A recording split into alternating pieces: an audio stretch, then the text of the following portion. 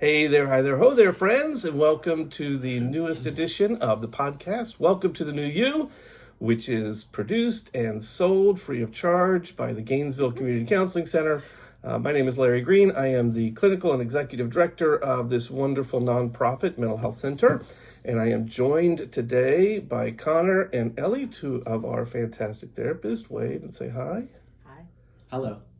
Ely, you have to talk loudly now. Hi! Jesus. We're very proud of Ely. She arrived on time to work today, which is a rare occurrence. We'll talk a little bit about that during the podcast. Anyway, we are a nonprofit mental health center. We're located at 1001 Northeast 16th Avenue here in Gainesville, Florida, 32601. You're right. Yes, okay. Our phone number is 352-448-9120, and you can find us on the interwebs at www.gainesvillecounselingcenter.com. Again, that's www.gainesvillecounselingcenter.com. And on there, you can find the profiles for all of our therapists, see who's taking on new clients, see who accepts insurance, and what rates that they're available to offer you. As a nonprofit, we desire to provide mental health services to anyone and everyone that walks through the doors, and we do have scholarship funds. So if you qualify, we can actually offer you a free ride on for 6 sessions. So don't let finances stop you. If you're challenging with some issues, some stress, some marital issues, even if you are just needing to talk to somebody, give us a call and we'll be happy to set you up an appointment. And Connor, I think they can actually set up appointments online, right? This is true, technically, yeah. What does that mean technically? I don't know. Sometimes people have trouble with it. Well, that's their problem. And Ellie, what's our website again? GainesvilleCounselingCenter.com. You had to think. Yeah. That's because you're up early and you're here on time and your brain's not totally functioning. She never has to go to it. Yeah, well, yeah, Oh, well, She's here. exactly. Okay. Anyway, so today's topic is modern masculinity and Gender dynamics. So we're going to talk a little bit about that, how that impacts our clients and things that we notice with society in general, but also politically. We'll talk a little bit about that, as I think it's appropriate as well. So anyway, buckle up, hang on for the ride, and we'll get into it. So I've told you who our guests are, and so I'm going to let them tell you a little bit about themselves and their practices, and describe intimately all of their modalities. I don't know how you do that intimately, but I'll describe them. Okay, go ahead. Right now, why did I respond? Now I have to be first. Welcome to my world.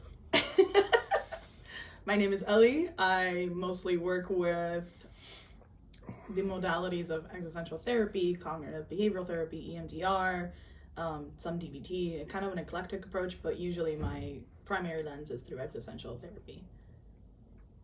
What the hell is existential therapy? So existential therapy focuses on helping clients recognize the meaning in their lives and create meaning in their lives and really kind of own their own stuff. I need that. Yes, you do. I need that a lot. Definitely You do. know, at my age especially, I have no idea what I'm doing with my life. If you would just listen to us. I'd be out of business.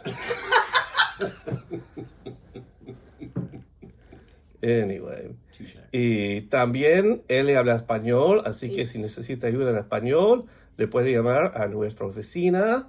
Y Sebastian trabaja en la oficina y le puede hablar y asistir en español también. Yes. Okidoki? Did I get that right? Yes, you did. I almost sound native, don't I? You do, actually. Exactly. It's very well pronounced. Exactly. All right, Gringo, bring us up. Who are you? Hi. My name is Connor. You got to do buenos dias. That's right. Yeah, I'm also an existential therapist here, primarily in terms of my modality. I work pretty consistently with trauma. I work with addiction as well.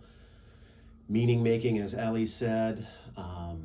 I do quite a bit of men's work, although I'm not exclusive gender-wise, but gender issues in general as well. Religious trauma, spiritual concerns. That's a good start. EMDR as well. Hopefully some Gottman soon. Sign me up for that too. Yeah, for Y'all are couples needy. counseling. Y'all are needy. Yes. Well, it's just because your wait list is so long. I shortened it, actually. But yes, we need more couples. This is my second time on the podcast. Lovely to be here. Oh. So every time that we have a podcast, because we use mindfulness a lot around here, right? Some people do. And last time, Connor did this very wonderful approach. Just notice your breath. Am I breathing in? Am I breathing out? Or have I stopped breathing entirely? Or something like that, right? Briefly paused in between, but yes. In that existential space of, am I going to start breathing again? Temporary nothingness. So, mindfulness is one of the most effective tools to assisting people in managing stress and reducing stress, managing issues like anger, taking a pause so that if you're in an argument with a significant other, you can actually process it differently. So each of these lovely therapists is going to offer a very brief mindfulness technique or tip to help you. And we won't even charge you. But if you hit the link below, we love donations because donations help us to provide additional therapy and free therapy services to others. So if you hit that link in our description down below, we certainly do appreciate it. And Ely and Connor flipped a coin at the beginning of the podcast. And in stereotypical hyper-masculine mode, the guy's going to go first. With your permission. Yeah, sure. Okay. I think it was her direction. Yes. Yes. Happy to take direction. So I think mindfulness, and maybe this is by default how we call it, right? It's always centered around the mind, it's centered around attention, maybe awareness. But as you know, and I think, as we all know here, the body is a big part of it too, right? Mm-hmm. Some somatic checking in with the body. Some And somatic means intelligence. paying attention to the body. Yes. Yes, okay. So Because you use big words. I'm an English major. Was an English major. Now you're an English failure? No, I'm an English major and I have a graduate degree at this point. Okay, I need you to focus on Imagine mindfulness. that. Thank you, sir. I'm getting there. So one way that we might do that is called centering practice. Mm-hmm. So we have 3 dimensions that our body exists in. Typically, we would want to do this standing up. Typically, we would encourage to do it with eyes open so that we can stay in the world. But you would think about maybe first your length, which would be kind of feet to head. Can I feel an expansion a little bit? Can I feel a slight pull up and a slight pull down? The way it particularly works for me is feeling the space between the vertebrae. Can I sit up with my often for me, shoulders back a little bit? Mm-hmm. My innate dignity, that's how I think about it, right? My centering of self. Right? My birthright, my right to be here and exist and take up this space fully without apology. That would be length.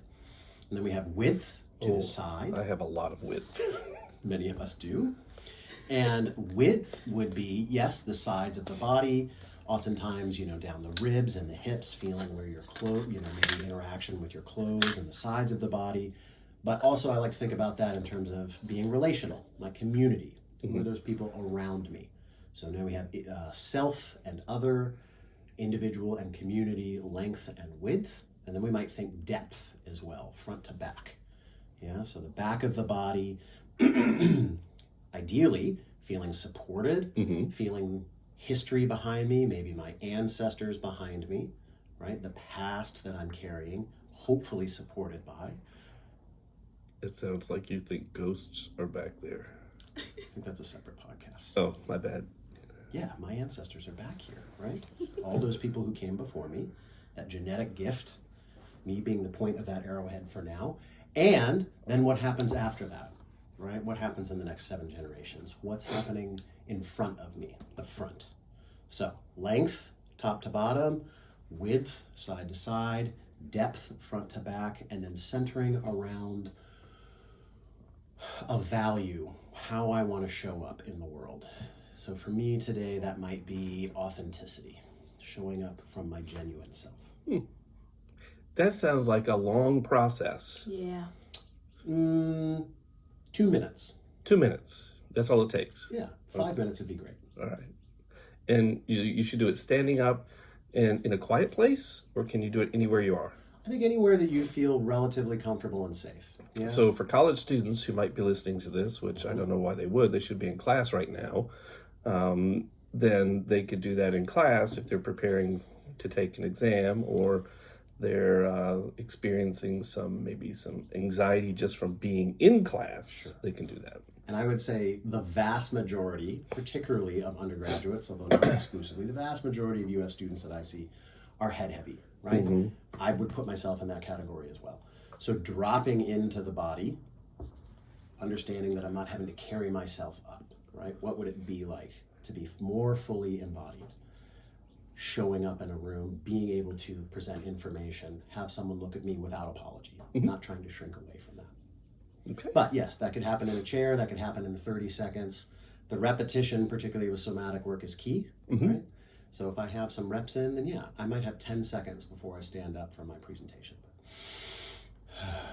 Where are my 3 dimensions? Yeah. I wouldn't suggest breathing like that just before a presentation, because that's anxiety producing itself. Just saying.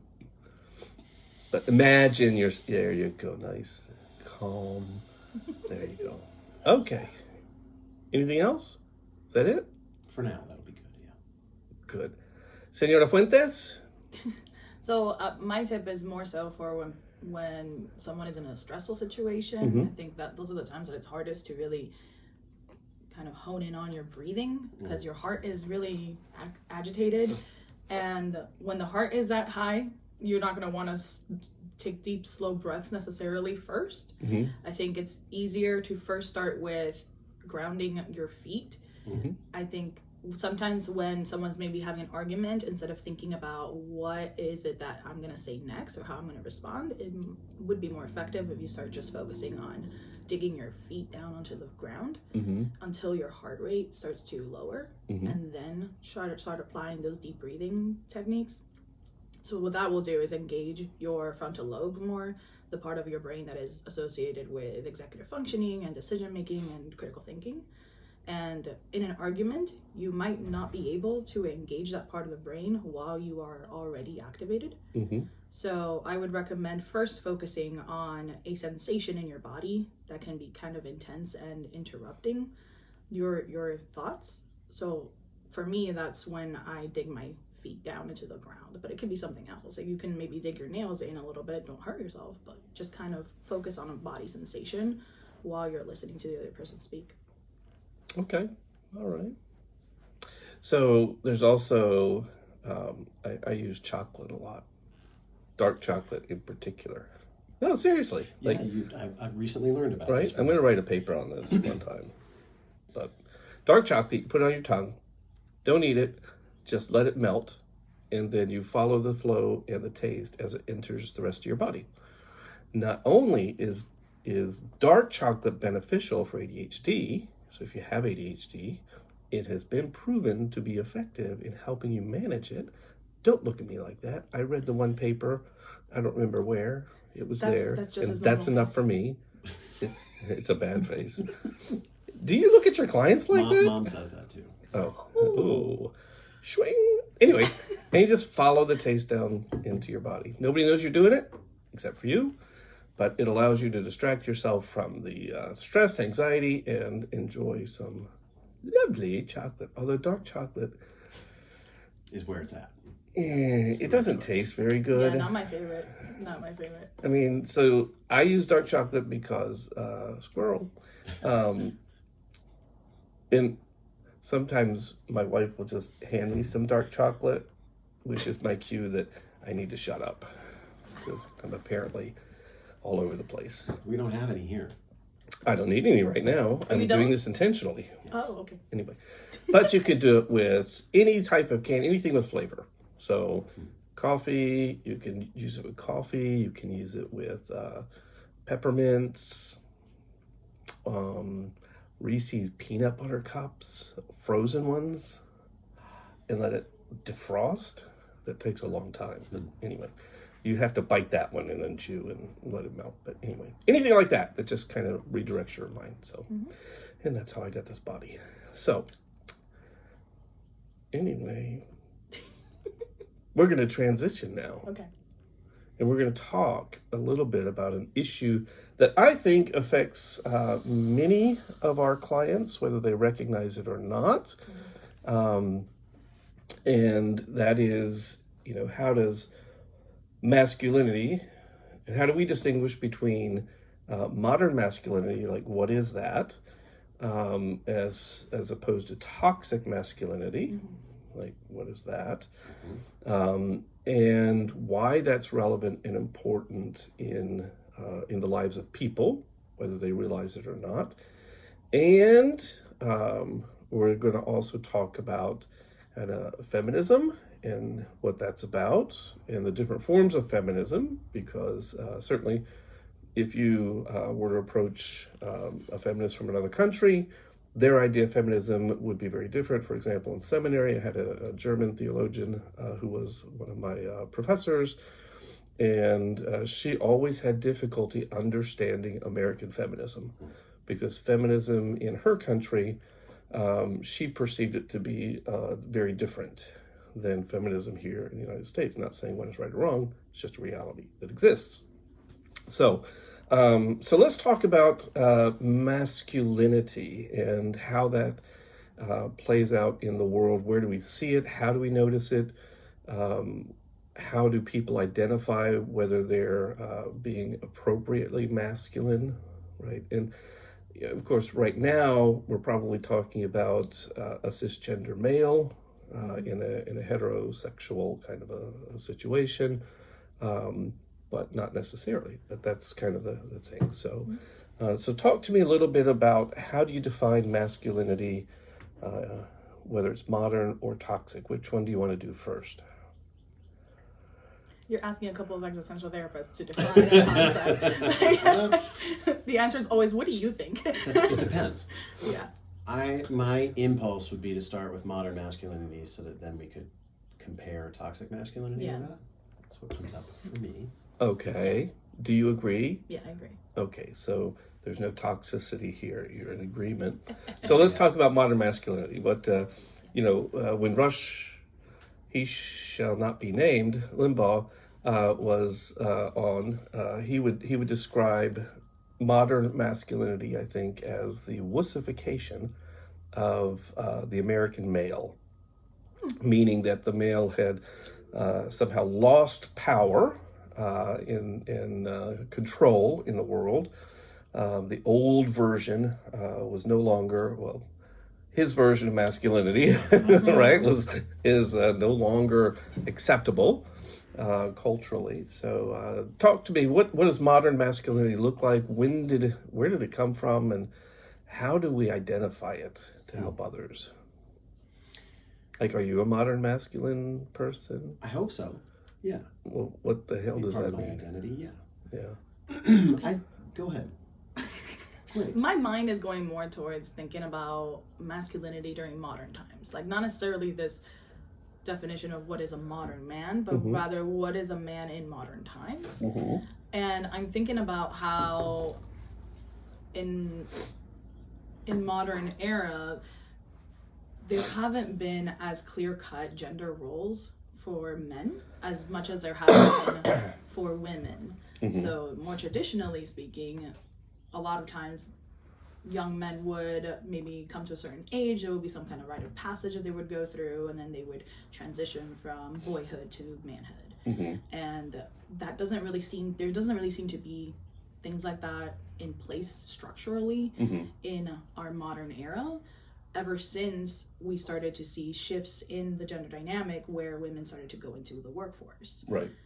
So then women started to take on this role that used to be exclusively masculine. Which people perceive really as kind of this new thing, right? But when you look at statistics, this goes all the way back to World War II, Yeah. Yeah. right? When all the men went off to war and the women entered the workplace. Right.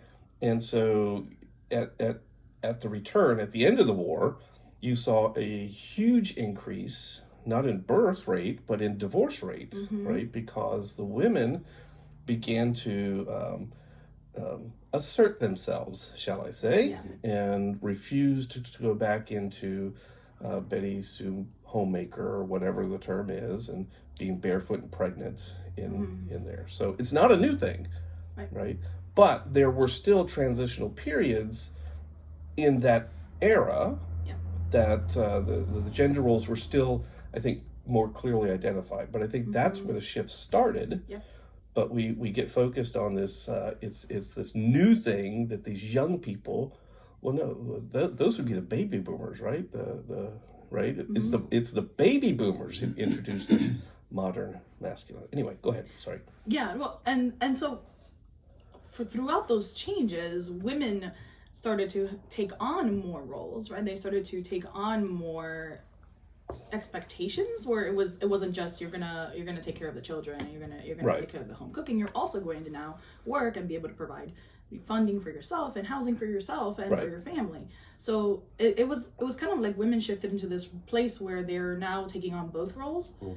And what I have seen in my work with young men now is that a lot of young men now don't know what role to take on at all, because they didn't necessarily take on a woman's role, right? They didn't take on the feminine role, and they also feel like it's almost like they've been stripped of the masculine role, because they're scared of taking on those traditional kind of roles that men have been taught, because they are afraid of that being associated with toxicity.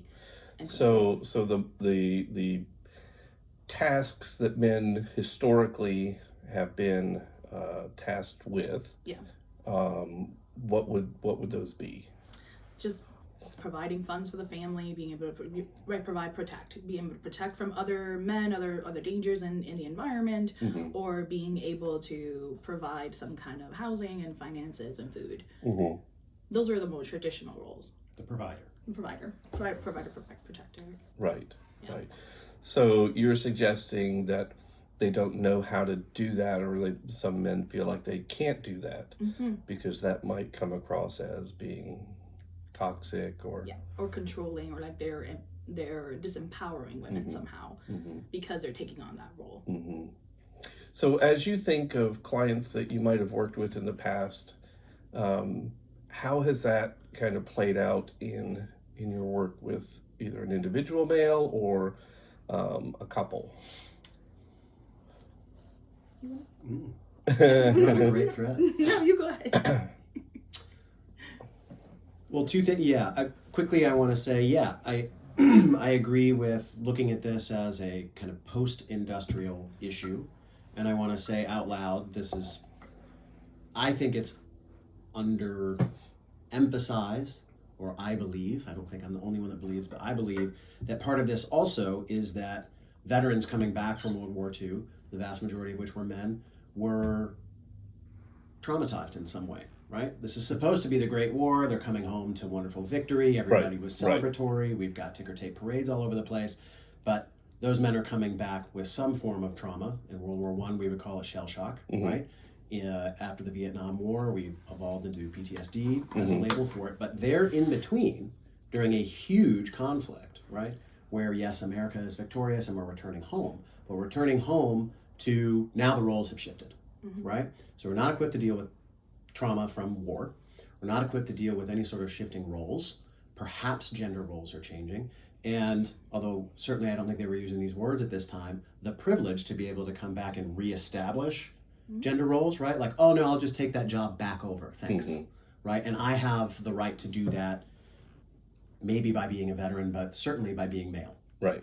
So that's the way in which I'm going to handle this very life or death situation that I've just gone through. Sure. Because no one's really grieving the loss, right? We're victorious. We're saying this was wonderful to go do. We all signed up. We weren't forced into this through a draft. We were, we wanted to go do this, and now we've come home victorious. Maybe with big existential voids inside of us, given the life or death scenarios we've directly encountered. But the way in which I'm supposed to process that is to come back home, picket fence, stereotypical kind of Mad Men, 1950s, post-World War II boom, which the U.S. certainly experienced. Right. So men come back in going, I'm supposed to be comfortable, I'm supposed to readopt this role. Women are supposed to go back to their place, right? Certainly, I think it was jumbled up and things were percolating under the surface, but the reassertion of those roles, I think, is important in terms of establishing the patriarchal response. Sure. I think it's trauma-related, personally. So then, fast forward through another couple of decades, we go through another giant war, we start to hopefully talk about trauma more, of which feminism was a big push in PTSD, particularly among sexual trauma among females, Right. among women, Right. and then PTSD among returning war veterans from Vietnam. Korean War too, but I think, the stereotype of a returning Vietnam veteran with trauma and no way to process it, and that society is letting them down too. Right. So all of that fast forwards to, hopefully, challenging gender norms. Feminism comes in a little bit more explicitly in terms of common conversations. Many men, I don't know, most men, said, okay, perhaps these roles aren't suiting anyone. Maybe they can be shifted a little bit. But rather than coming to a conversation about polarities, and as an example, in a family or in a couple, how do you want to do this? How would I want to do this? How do we orient on an entire spectrum? It's either I'm in a matriarchal or patriarchal role. It looks like this. For a woman, it's going to be oppressive. Right. For a man, it's going to be domineering. And if I don't like that part, I'm going to reject that role entirely, which maybe is necessary in terms of getting that pendulum swing or coming back into more harmony. But Sure. I think tying it into what you're saying, there's a lot of young masculine people these days who are loath to pick up the old roles that are pretty accurately associated with patriarchy and oppression. But then, is it okay to be proud to be a man? Right? Is it okay to be proud to be male? What does that mean in terms of my own identity? Right? Usually it means like, ooh, I don't really want to, I want to make sure that I'm respecting you. I want to make sure that I'm respecting you. I'm trying to establish a more egalitarian approach by sacrificing identity, by sacrificing anything that would have ritualized my entry into those roles. So without some sort of archetypal role to play, there's this ungrounded, kind of wishy-washy, uncertain energy. It's got no roots to it. Yeah, it's kind of like they're afraid of using their power because it has been so traditionally and so historically associated with these oppressive and controlling forces. So instead of using their power to counteract those forces, they just say, I'm just not going to use the power at all. I'm just going to be disempowered altogether. And I'm not the step one back. doing that, right? Yeah. So what is this power? I mean, and they don't have a super cape, that they have a power. So what do you mean when you talk about their power? What does that look like in their lives? So when I say power, I mean more so having the ability, the drive, the motivation to maybe assert a certain will or agenda onto an environment, right? So not necessarily onto a person, but maybe creating a certain space, maybe being willing to stand up for a certain value. Those are kind of the forms that I associate power with. It's more so being able to influence. Yeah, the other day you said influence, and I was like, bing, right. Yeah. So power potentially is influence a situation, influence an agenda. Yeah. And so you're suggesting that some men today may not feel like they have the option to do that. They may feel like any assertion of opinion or desire or want is potentially toxic. Right. Yeah. Yeah. I mean, I've heard young men even say things like assertion and aggression are the same thing. Really? Yeah, like they'll associate the two forms. Where do they get that? I mean, how do they develop that? I mean, because the Gottman stuff is going to teach you differently, right? The Gottman stuff is all about asserting your wants and needs and desires. Right. So maybe it's a matter of helping folks understand how you do it rather than being dictatorial. Right. It's engaging in a conversation, which I think gets into part of the whole mystique, the male mystique, right? That the male mystique is we don't talk, right? And the old adage that women have the feelings, men have the brains, which I do not agree with. I'm just telling you that's what they said. So don't beat me up on the YouTubes or the Facebooks or whatever. I don't agree with that. But men have historically been identified as the logical ones in the relationship, and females have been identified as the more emotional ones, right? And you hear that today with politics, like women should not be president because, you know, they're emotional, right? Like, please, if you have ever had a female boss, you know that boss. I much prefer working for female bosses. Me too. I'm not going to speak to that because you're my boss. So suck it up, Buttercup. Good adaptive response. A female boss would have reamed you out already for coming in late. She was 10 minutes late earlier this week. I was on time today. You were today. So we're just focusing on today. Anyway, before we get toxic. Anyway, but we don't know how to talk. Yeah. I think that the distinction between assertiveness, like assertion and aggression, right? I'll just speak for myself, being raised by a strong feminist woman coming out of 1960s counterculture, carrying her own trauma, being a fairly sensitive male growing up, you know, pretty introverted, not really understanding social norms and cues all that effectively. I saw among guy friends, right? And I'm talking, you know, whatever, kindergarten, first grade on the playground, right? If the bully wants something that I have, they're going to take it from me. Right. Right. You punch him in the nose. Yeah. If friends, well, and I didn't react that way, right? Because for me, it had already gotten in on some level, right? Like I can't assert my dominance over someone that way. That doesn't feel good. That doesn't feel authentic. But having no other way to be assertive, having no role to actually step into, then you're just like, okay, well, so I'm not going to be the bully. I'm not going to be the aggressor. I'm not going to be the oppressor. But what's my alternative is to just still be defined by what I am not, right? No level of actual adaptability, no level of actual resilience, just going, all that I can define myself as is by what I'm not. And I think that we've heard that from certainly I think, you know, this is the domineering, for me, this is where the patriarchy lies, and yet I find value in other more marginalized voices saying, this is what it's been like to always be defined against something else, right? So if I'm not of the dominant race, if I'm not of the dominant gender, if I'm not of the dominant culture, I still have to define myself against that. For me, that's a portal in to go, I carry a lot of dominant identities, and I still experience through not being able to embrace assertiveness, what it feels like to go, oh, I'm only defined by what I'm trying to not be, which is, in this case, an aggressive male. Right. I don't have another role to step into. There's no responsibility. There's no actual, like, hey, this is an okay thing to feel with the proper checks and balances around it. That ritual used to provide, that rites of passage used to provide, that the community used to provide. Now that I'm hyper-individualized, I have no scaffolding, no structure to help me to define what that is for me.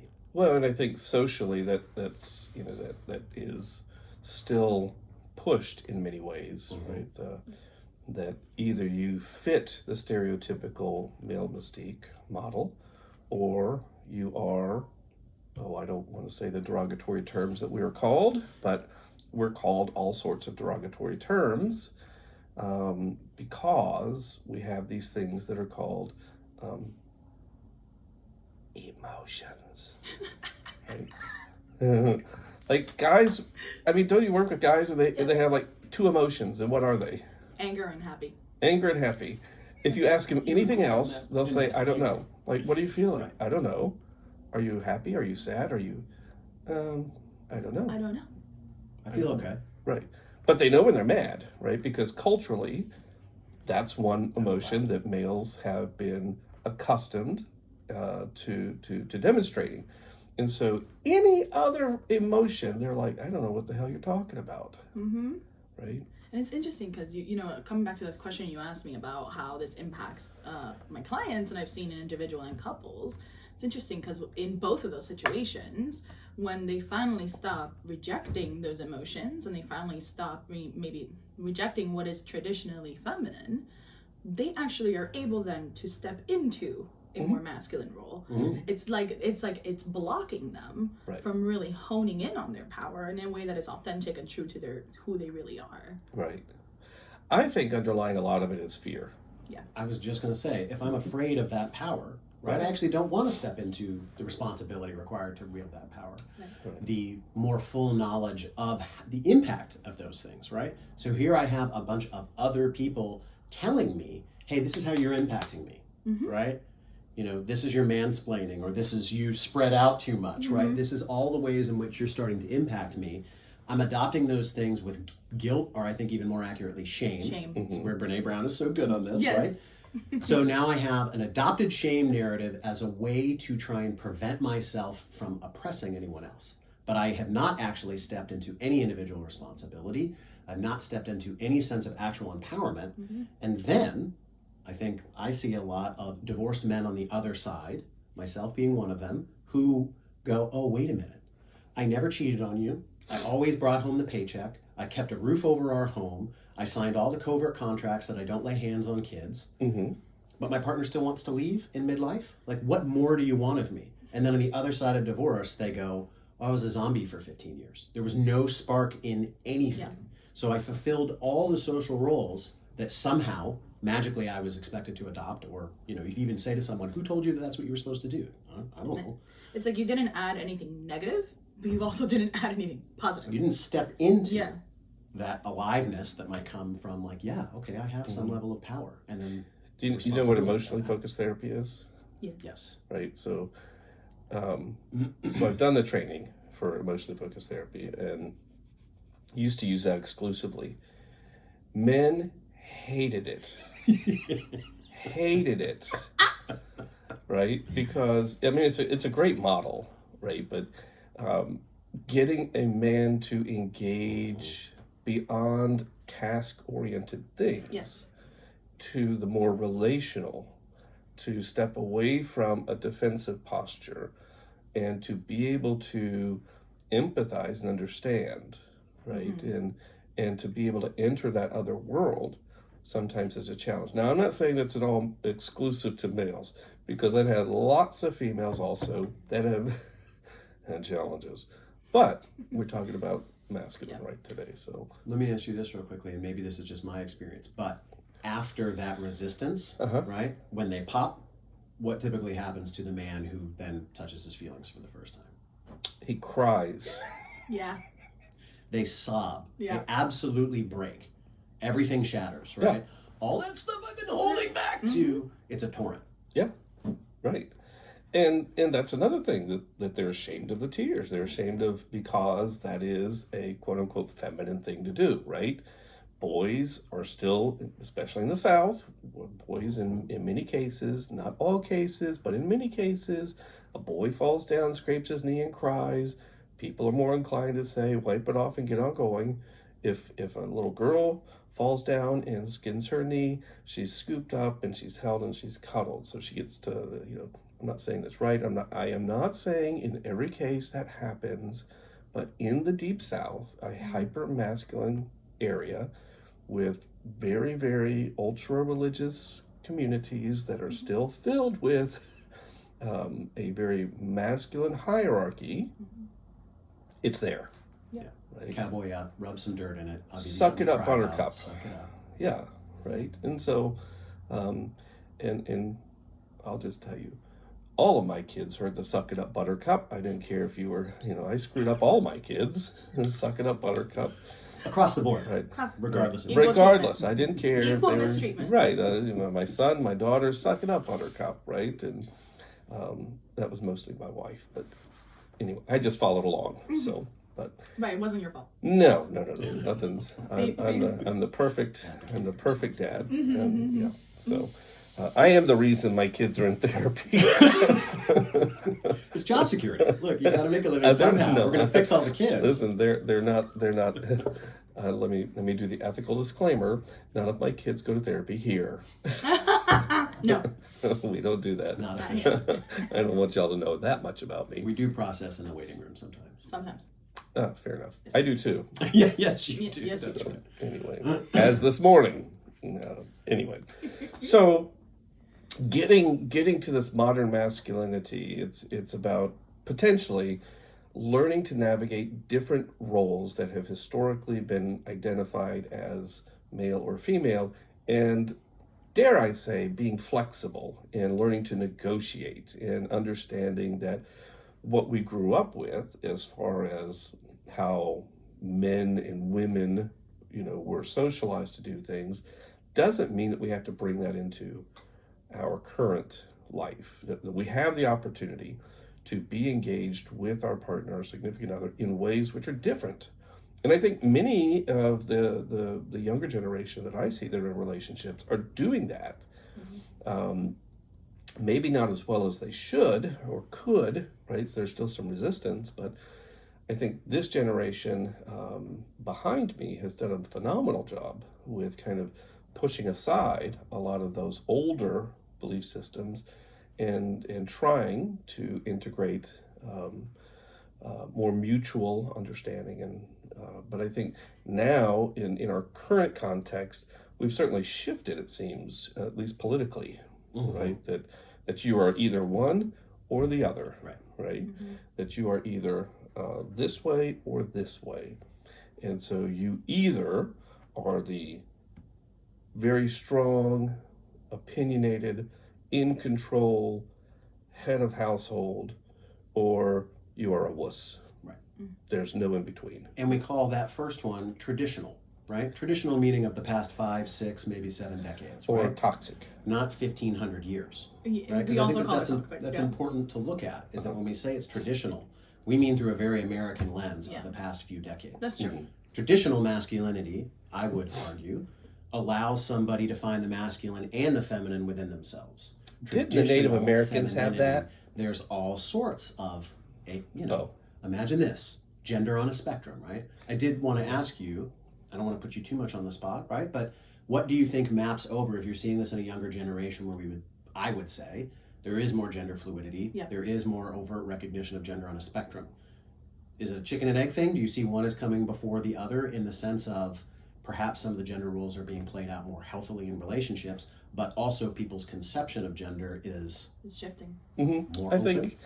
I think it is that they're seeing it played out differently in many cases, but there's also space now to have those conversations about gender, which, well, Ron DeSantis doesn't like those conversations, but anyway, I'm going to have him anyway because I am not a public institution and he can kiss my ass.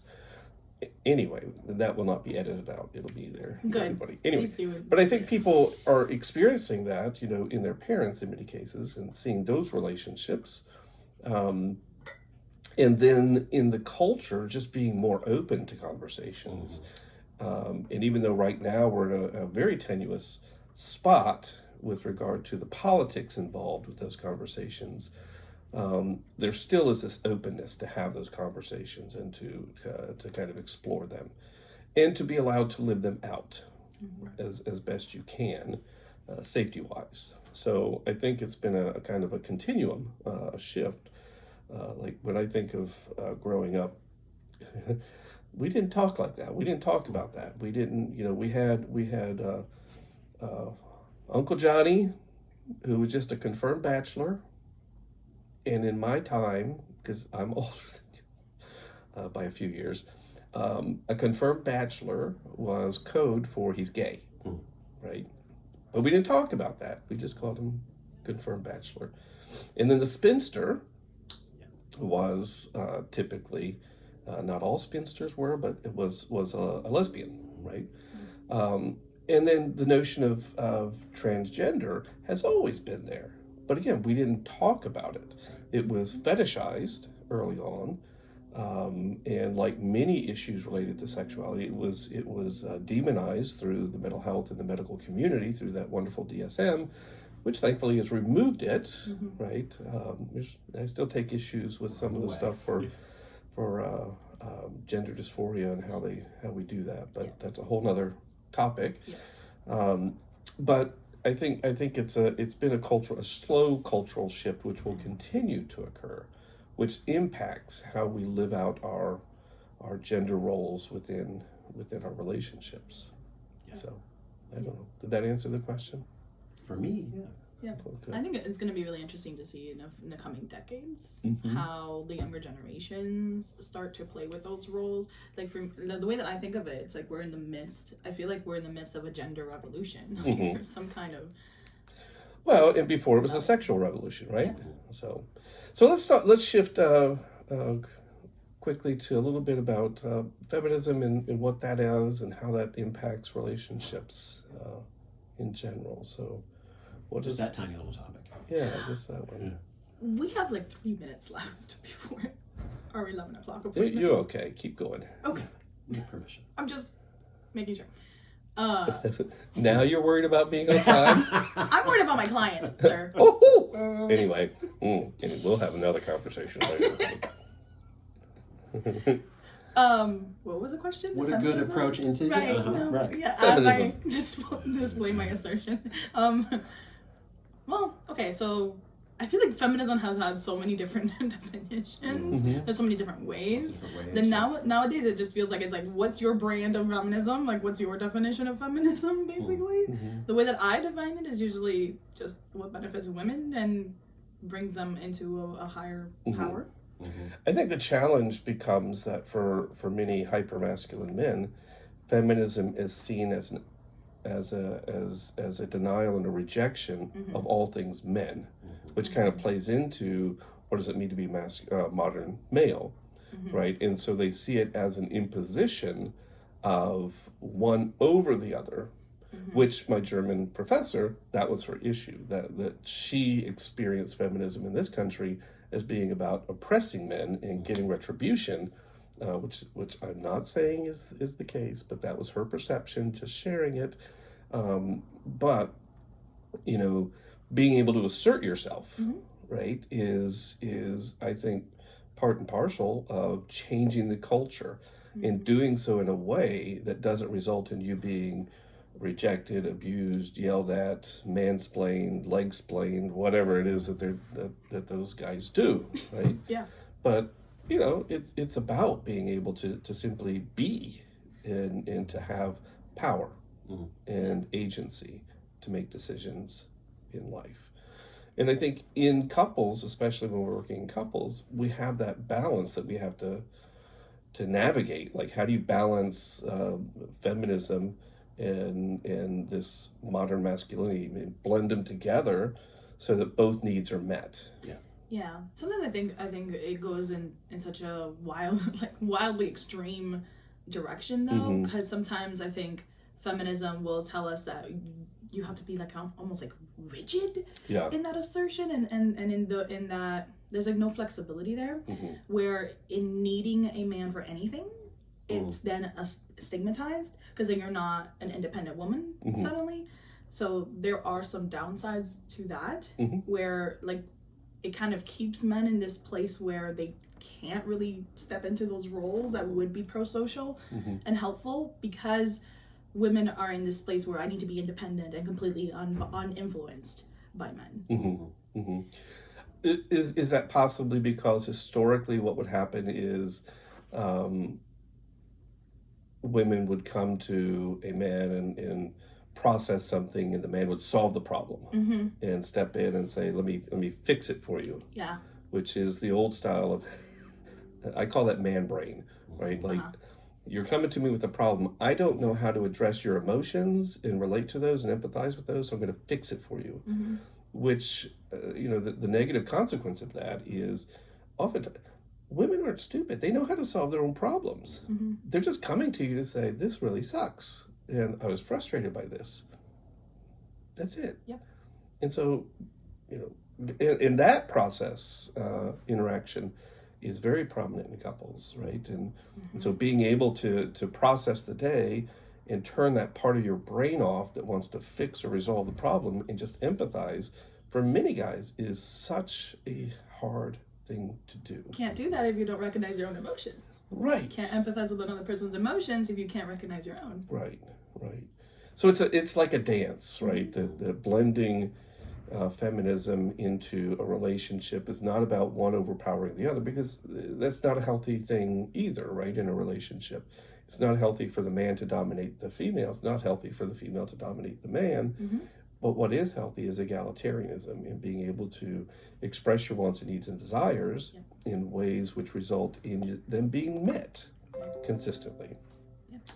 And I would say the fact that we're able to have a conversation like this, I would see as an outgrowth of 60s and 70s feminism and an initial rigidity there to try and establish an identity, which then Robert Bly, not single-handedly, but certainly sparked the modern men's movement as a response to that, different than a reaction, a response to that, right? Right. So as you were talking about kind of the pendulum swinging, hopefully what's happening now a couple decades later is we're able to have, I hear, more open conversations about being in relation to others, right? Being interrelational, being able to speak about emotions, being able to share something and going, you don't have to fix it, I just need you to hold it for me. I feel like those are an outgrowth of an initial feminist movement towards these things are important and they're underemphasized in our society. There's been a push back to try and perhaps tune that to what's happening now, and obviously that's an ongoing process, but I see that as a positive outgrowth of something that pushed too far gets rigid on both sides. And that's what toxic masculinity, red pilling is,